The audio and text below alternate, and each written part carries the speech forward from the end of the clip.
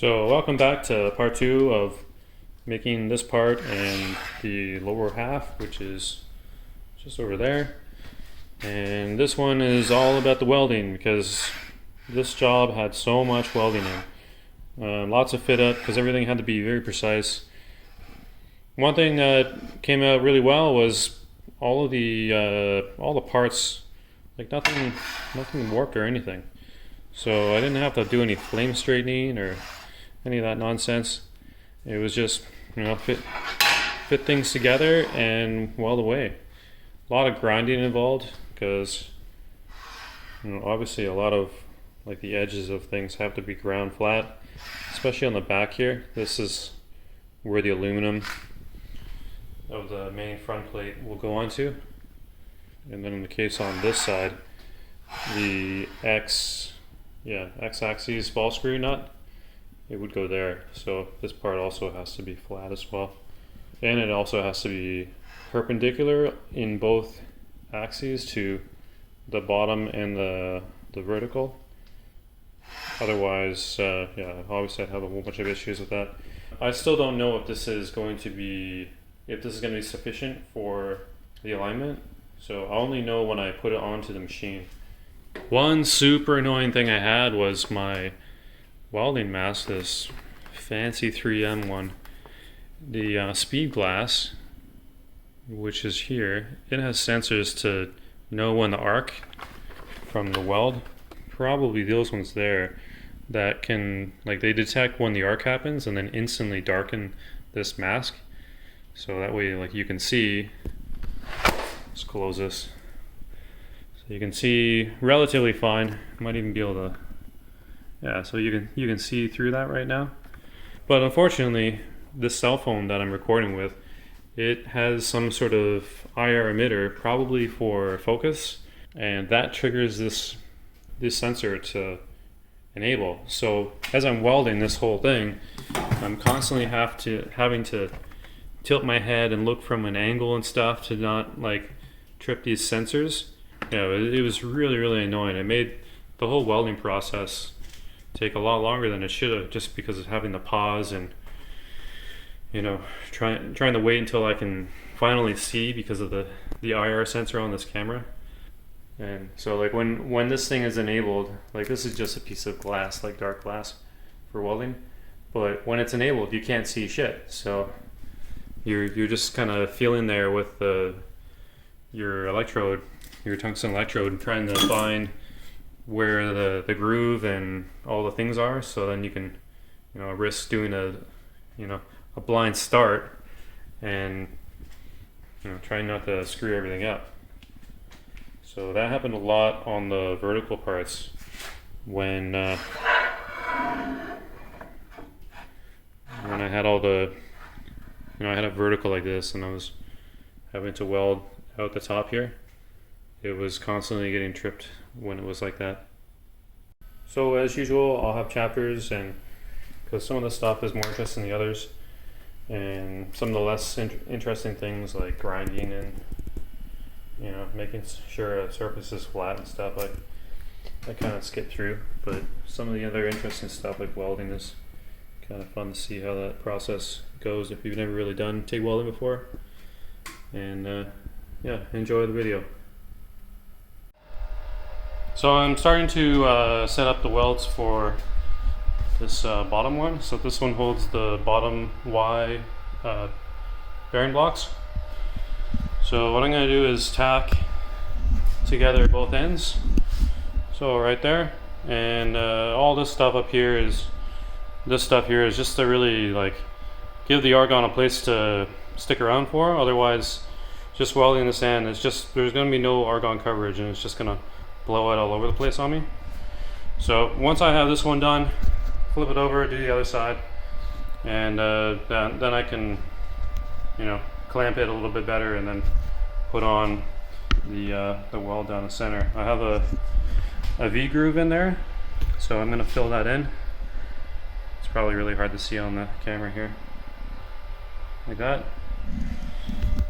And I'm gonna run probably 20 CFH of argon and I don't know, probably 100, 110 amps. It should be enough for like just these little spots here.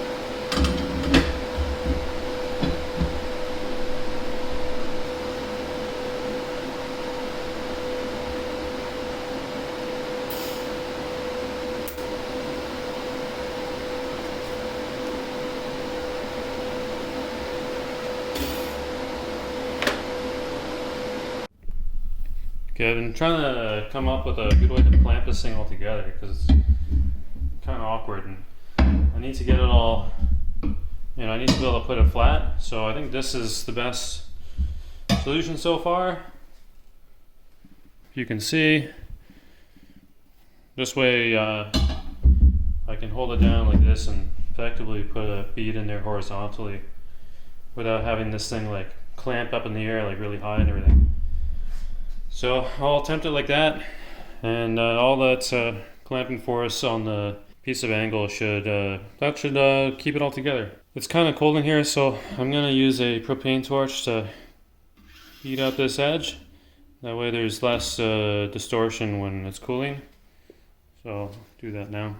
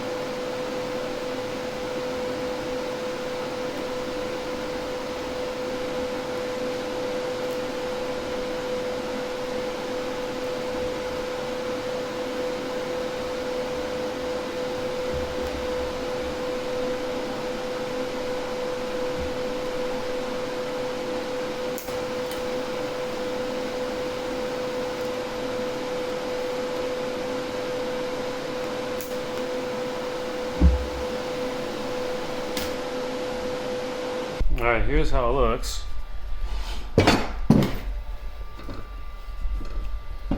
Still hot. I'm not sure what happened there. Where'd it go? Right there. Maybe some oil or something, because it looks like there's a... Yeah, that's probably what it is. There's oil in the threads. So they kind of just oil burned. Probably some oil went that way too. So I'll take a wire wheel to that, and I will be grinding this off. And for how it looks, I know this is 90. It's quite accurate.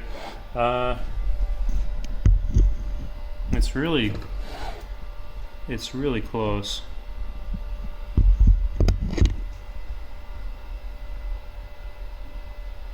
Like, I don't even think I'm gonna need to flame straighten anything on this. I think it's good enough. Check the other side.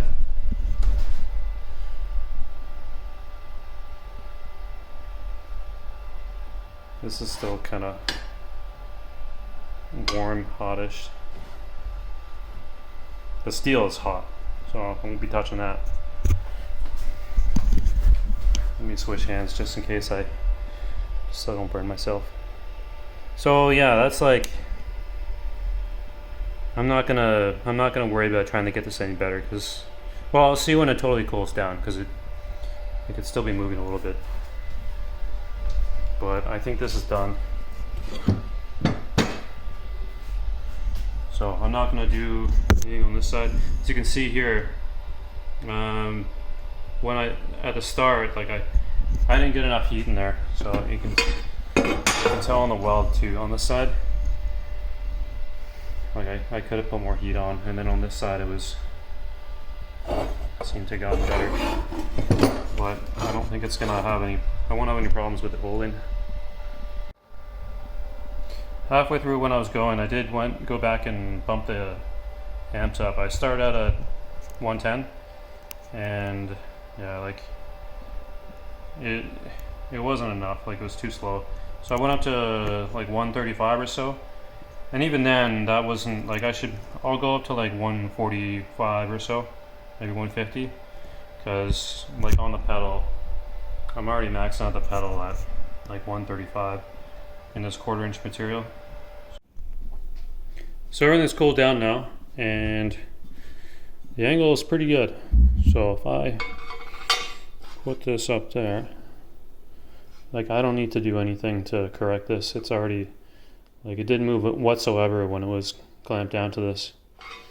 Next step is to weld the top piece, and some of these, like, let's say, yeah, like this one wasn't, like, I had WD-40 on most sides, but this one was on the bottom, and I didn't want to put any on the shelf over there and get it all covered in WD-40. So I let this side blank in. I have a bit of surface rust to deal with, so what I think I'll do, and yeah, and also, like, I have some bluing, die-chem blue on these side pieces. I think what I'll do is use a random orbital sander and see what the finish looks like. It'll definitely take off rust, and probably, like, this one was sanded a little bit, and it's nice and smooth, but I think I could probably get out all of the milling lines. I haven't decided whether or not I'm going to paint these in the end, or I'd also like to try hot bluing them in oil and seeing how that works, but I'm not sure if like getting them up to temperature, like on this, I can't get the whole thing.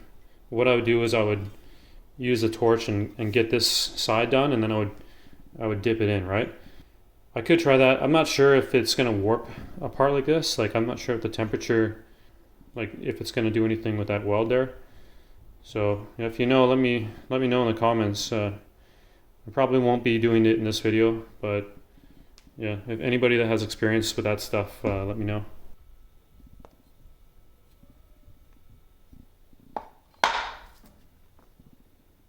This one's 240.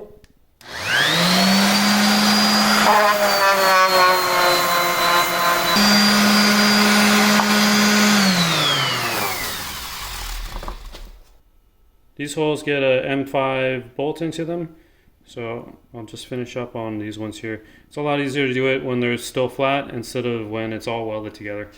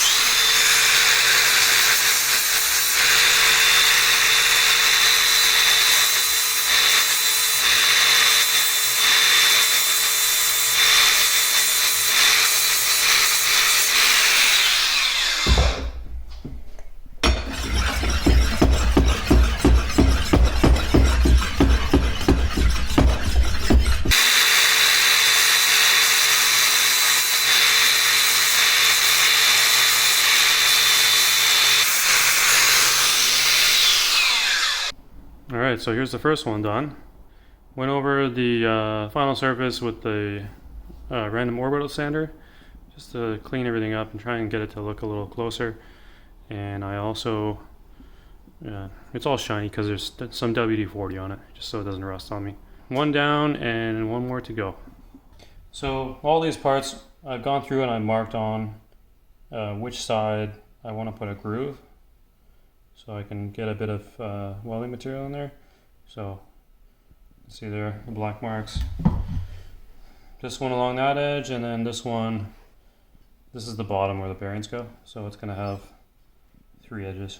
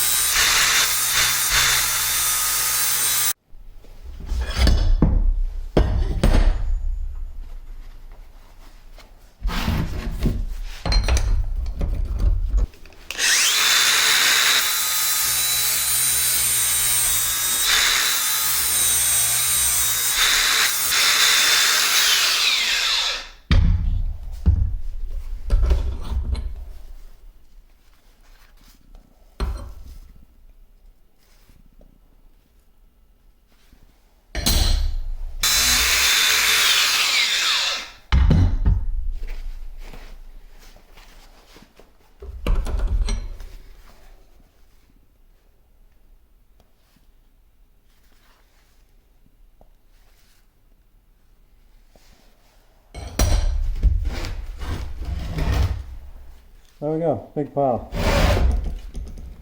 Lots of bevels.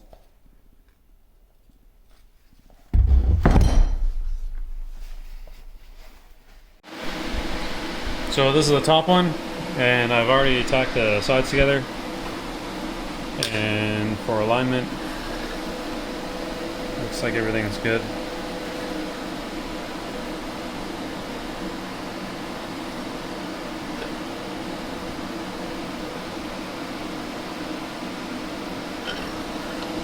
We're gonna put a bead down this groove here.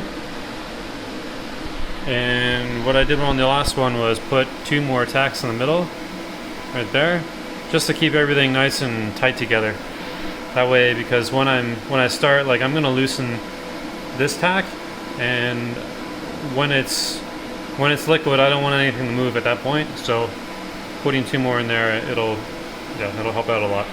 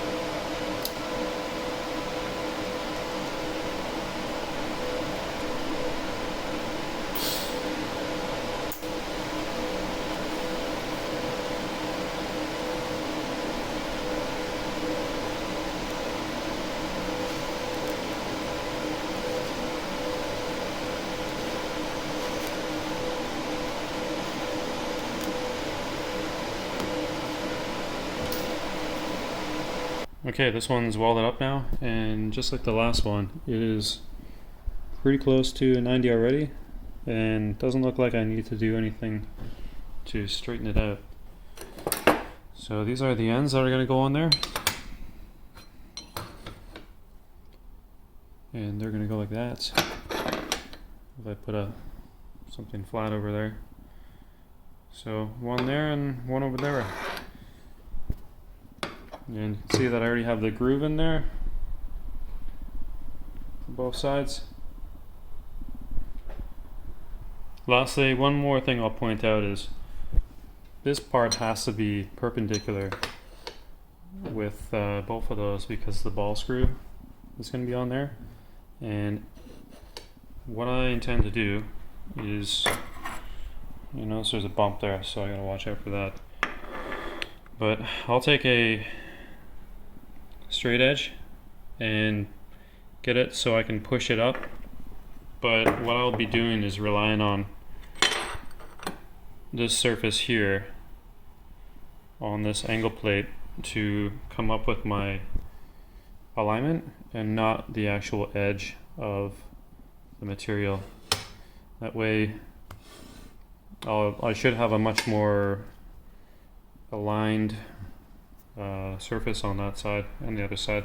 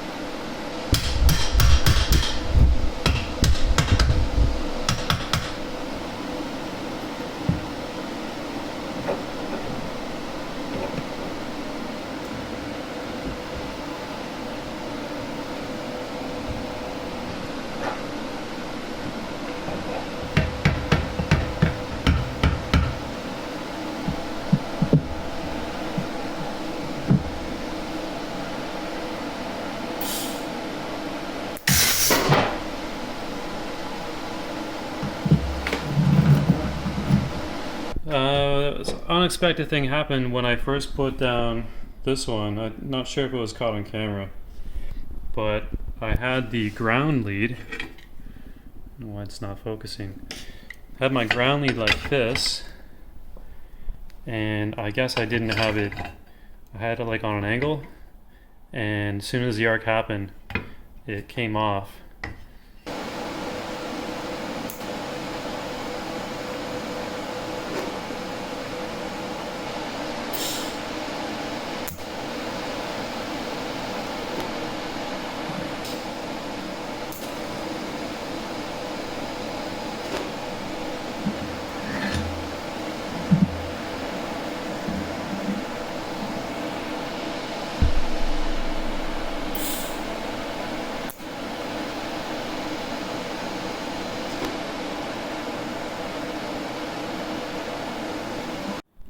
Alright, so both sides are tacked now. So I got 4, and I believe I put 4 on this side too. Yeah. This side looks better though. So there's the brass porosity little mark. And I don't think I'm gonna take it out. I'll leave it in there as a reminder. Not to do that again. So this time around I put it on where I generally put it. Nice solid connection, and the rest of this side went well, all right.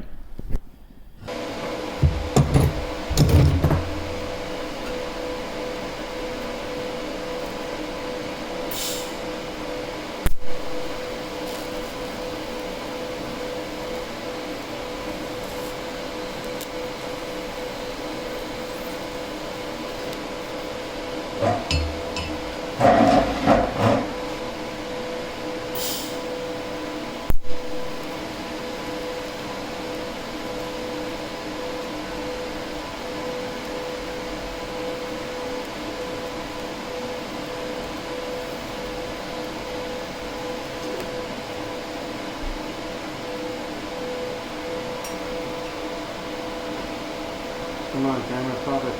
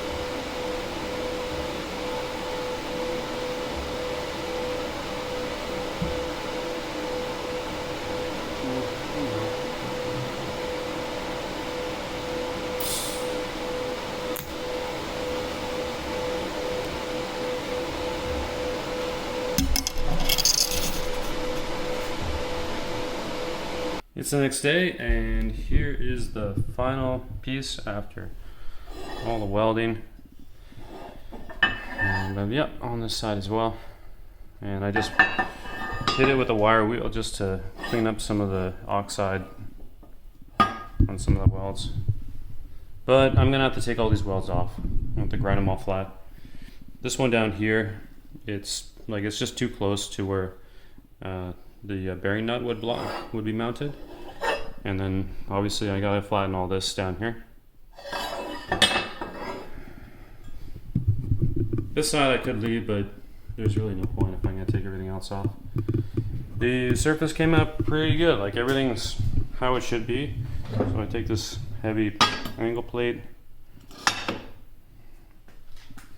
put it on the far side so we can see first. So like visually doing it this way, like this is bang on. So like, yeah, I could throw a dial indicator and check how how vertical that is in relation to the horizontal, but I think for the purposes of what I need it for, like it's gonna be close enough. Here's the other one. Yeah, it's all covered in WD-40, but it's equally. I'll just put it on that.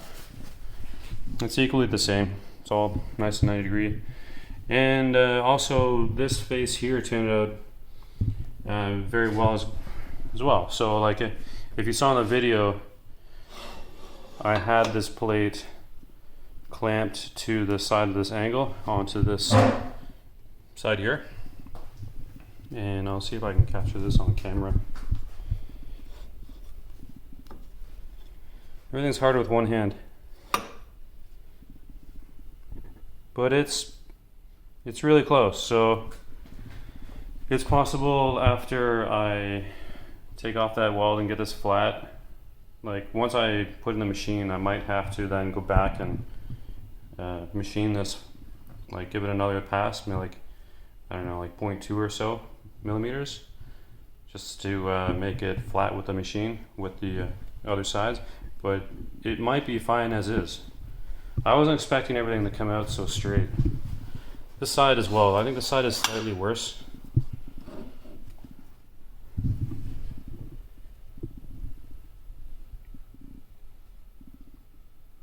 Yeah, it's really hard to say.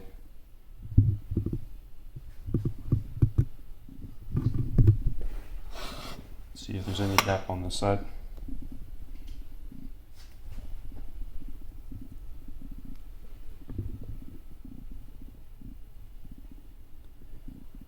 Like it's all really straight. I'm not really sure. I don't know. I guess I had luck on my side because I wasn't really expecting everything to be so straight. Oh yeah, and this is on a Monster 6-inch vise, so humongous. So what I'll do now is take off the welds, get everything flat, and then get some WD-40 on there just to stop any future rusting. And then I can look at seeing how everything fits on the machine. Like, yeah, hopefully everything was designed and everything correctly.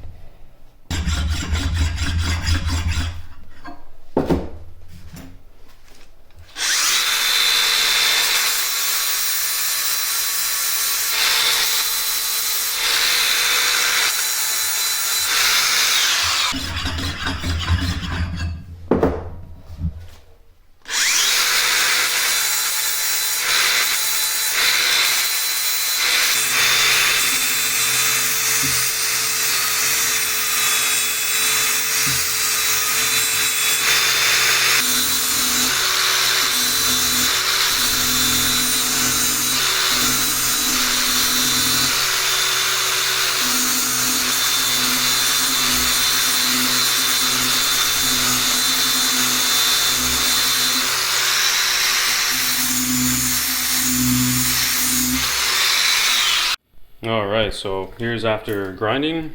So took off all those welds. Everything's now nice and flat.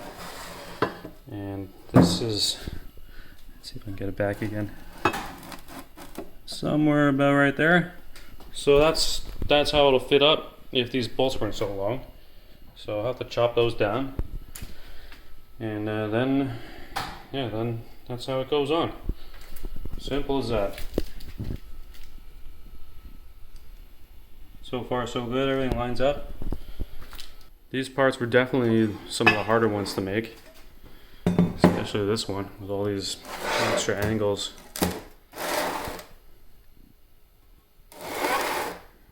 I'm surprised everything fit together as well as it did. Like I was expecting things to warp a lot, but it didn't. So the ball screw nut is going to be clamped on this side, and this is 1/4 inch. I think this will be strong enough, but if I find that this plate flexes, I can always mill a new, like another one, and put it in there, and then I'd have 1/2 inch. What I would do is, like, I wouldn't put a full bead because I'm going to start warping those plates. I'd put some along the top, and then like some little spot welds here and there just to keep it attached on these 2 plates. And I think that would suffice. Don't know if I'll even need that. And this side is exactly the same as the other side.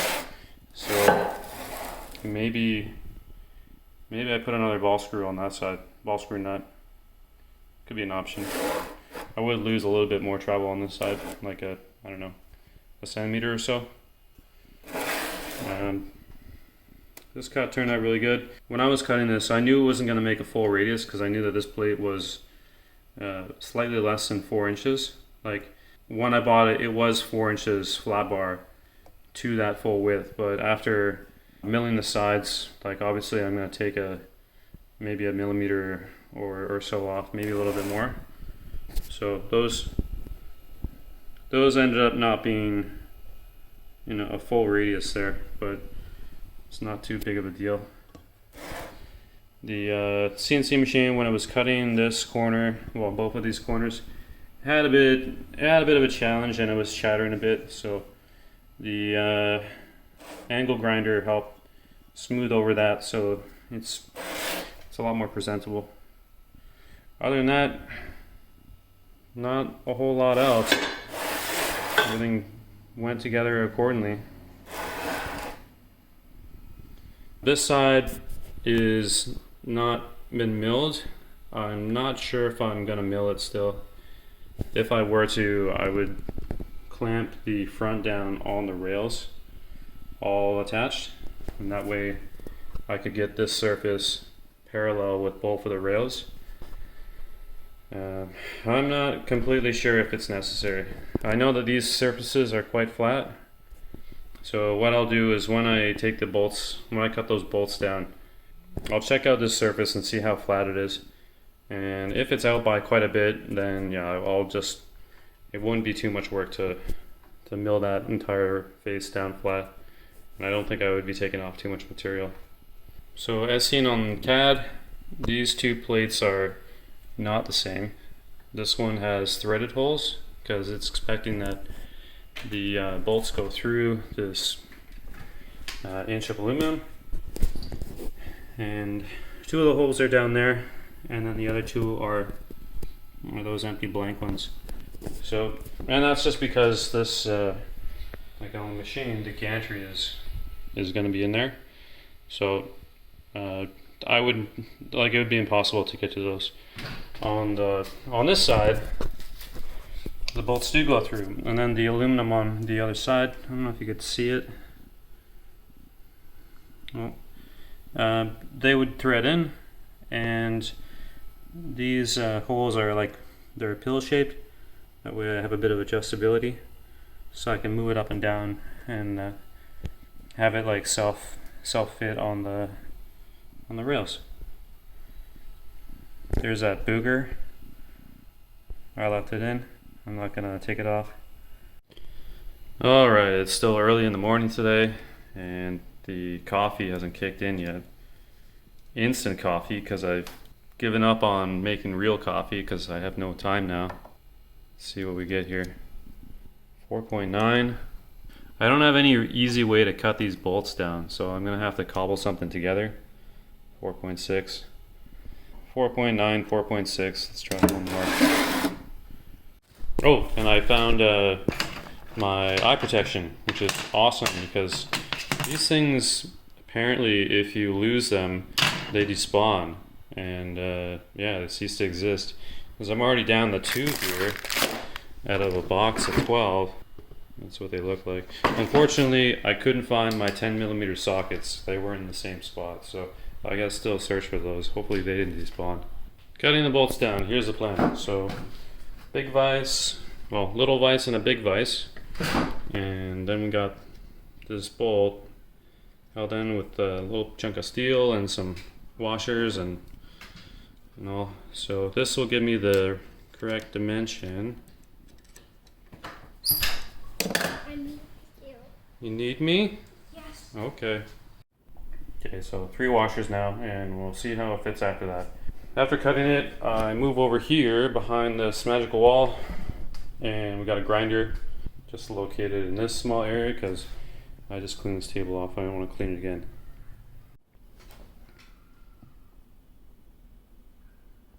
Too much.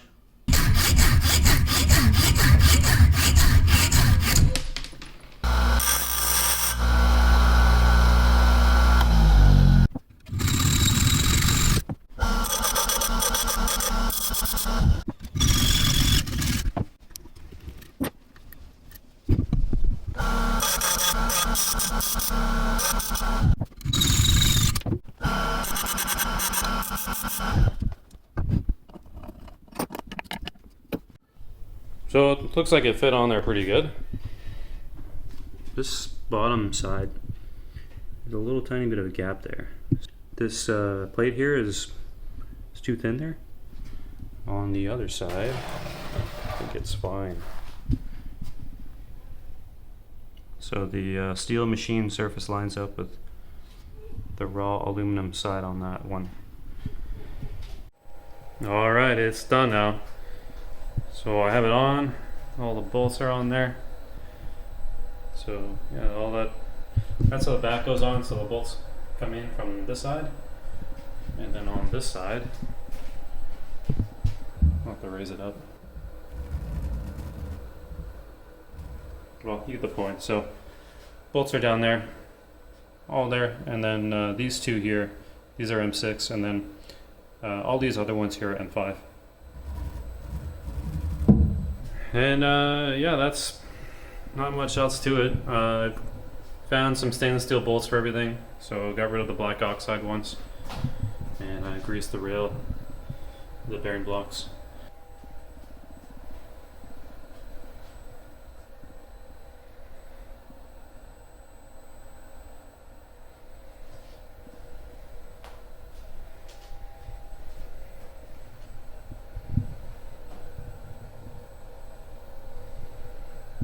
So that's it for this video on making these parts, and this whole new Z assembly is now kind of complete. It's just a matter of transferring all the parts over from that one onto this one, and that'll be what comes up in the next video.